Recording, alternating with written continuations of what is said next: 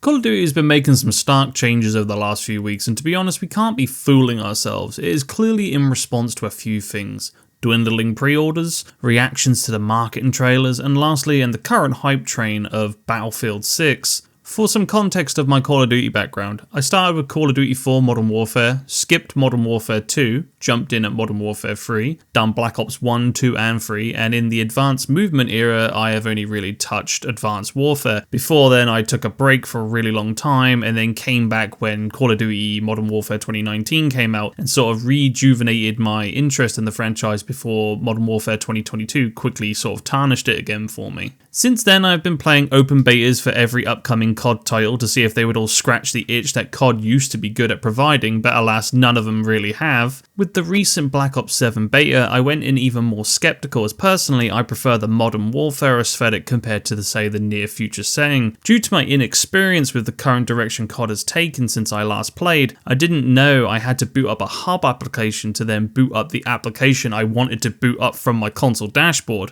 Now that's a mouthful, so why is this such a thing to do, Activision? Why is this such a problem? Outside of the convoluted booting process, the gameplay being the same slide spamming, jump shotting mess it's been for a few entries now, I really found this game to not really offer much new. Sure, you can jump off walls now, but it feels like a sort of half commitment to the Advanced Movement over say Advanced Warfare or Black Ops 3. Now I will give credit where credit's due, and Black Ops 7 is still snappy to play, guns control well and are effective in many scenarios, movement feels alright outside of, like I said before, the spamming of the slide and jump, and overall the map seemed pretty alright, albeit a little sterile visually, not to say graphically. The game has a big injection of colourful environments compared to, say, previous entries. I will not comment on zombies as that is not my thing, and giving an opinion on that would be silly of me and open me up for a multitude of comments going, actually. So once again, I will reiterate, zombies just isn't for me, and I'm honestly unsure why they haven't just taken it out of COD and made it a standalone product that they could really just make paid expansions for. Actually, Activision, if you are ever listening to this, just do a standalone zombies game in which you have zombies for old school style of play and Advanced Movement style of play, and every year you just release paid expansions that provide content at each aspect. There you go. You can thank me later. That would be a good idea, I think, for that community. So minor detour aside, while I said guns control well and graphically it's a very nice looking game, I will still make the point that the guns themselves are very ugly. For a near future game, why is every gun so bulky looking? Isn't technological leaps all about minimalism and slimlining things? So why have guns got bulkier over time? Same can be said with the scopes. A vast majority of them are massive boxes on top of the guns, and it looks so jarring. I know it's a nitpick, but I do like good gun design, and I can say that this game has some really horrible designs across the board.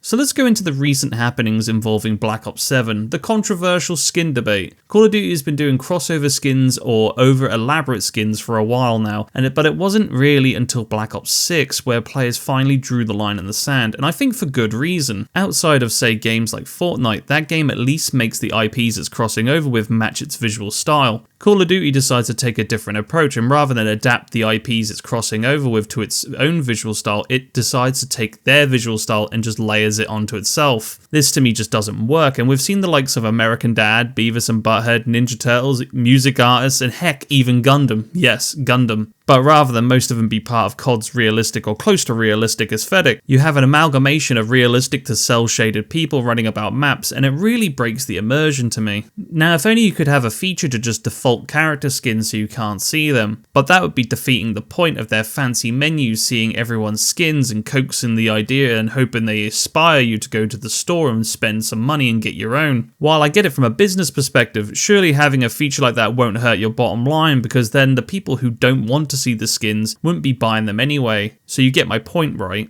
Black Ops 7 decided to show off once again over-designed skins for their pre-order bonuses, and this has sparked so much disdain that they have backtracked, redesigned, and confirmed a no carryover of skins from Black Ops 6. While this is good news, it's just more of a band-aid approach, because we all know they're banking on you to be forgetting about what's occurred, test the waters again, and see how far they can push it, and maybe bring it back to square one. Questionable skins aside, skill-based matchmaking has been a big contention point for many a year for the community, and as of the recent announcement, Black Ops 7 will feature a minimum SBMM system, or should I say open matchmaking. Now, I have played a few matches when I got the time, and it's clear you can notice a change. Whether it's a good change remains to be seen. As much as people moan about SBMM, it had benefits, allowing people to have, and I say this with quotations, even fights. The idea was meant to constantly give you a good challenge. However, this wasn't always the case. The system would throw you to the wolves if you did too good, or hand you an easy match if you did really bad. The system is good when it works, but it was too volatile in bouncing back and forth, hence the contention with the community.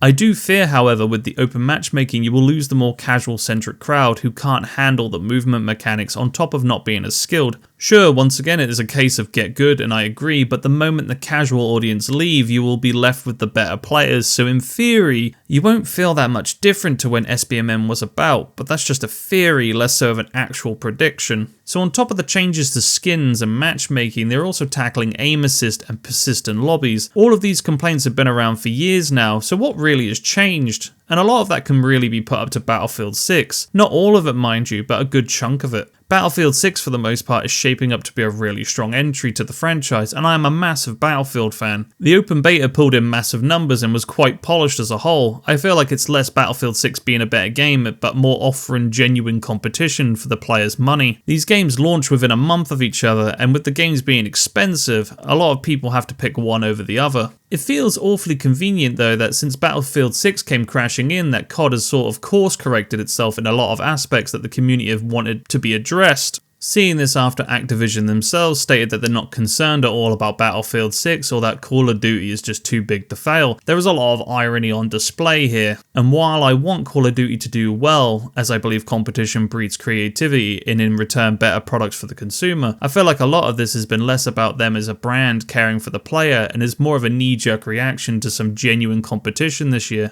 I can't really bring up the open beta player numbers either, as there has been far too many variables to get a proper picture, but at first glance it seems Battlefield 6 has trounced Black Ops 7 in terms of active players. Even down to the trailer marketing, Battlefield took a jab at Call of Duty's celebrity-focused live-action trailers, and I genuinely feel like this is another repeat of the Battlefield 1 vs Infinite Warfare situation back in 2016. Only time will tell, and once again let me reiterate that I do not wish ill upon Call of Duty, only that I want better from it. Hopefully Battlefield 6 is the game to get Call of Duty back on track in terms of actually listening to its community rather than just knee-jerk reactions.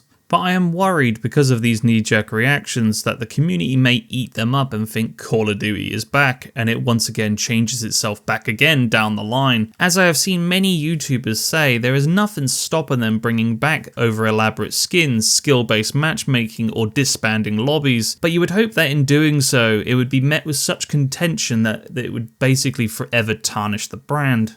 But I hope Battlefield 6 as well doesn't fall into similar trapfalls as the Call of Duty franchise has. It feels like since Battlefield 2042, EA and DICE have seen what worked and what didn't, and have for the most part gone back to the franchise core roots. Outside of some contention with the maps in the open beta and the open weapon platform system for classes, a lot of feedback has been taken into account and addressed via Battlefield Labs. So I'm hopeful for both franchises and both fan bases to have a good year in the first-person shooter space, but we'll have to find out come November when both are at least in the hands of the player. So if you liked the video, please leave a comment, like and subscribe if you haven't already, and if you are watching this on my other socials, a follow over there, and I will see you all in the next video.